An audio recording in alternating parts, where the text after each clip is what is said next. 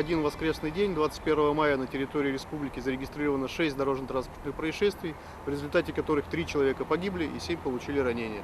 В 10 часов 20 минут на 4-м километре автомобильной дороги Завьялово Гольяны 50-летний водитель автомобиля Лада Гранта при выполнении поворота выехал на сторону дороги, предназначенную для встречного движения, где произошло столкновение с автомобилем ВАЗ-2105. В результате происшествия скончались на месте происшествия водитель и пассажир автомобиля ВАЗ-2105. Травмы получили один пассажир автомобиля ВАЗ-2105, а также водитель и пассажир автомобиля Лада Гранта.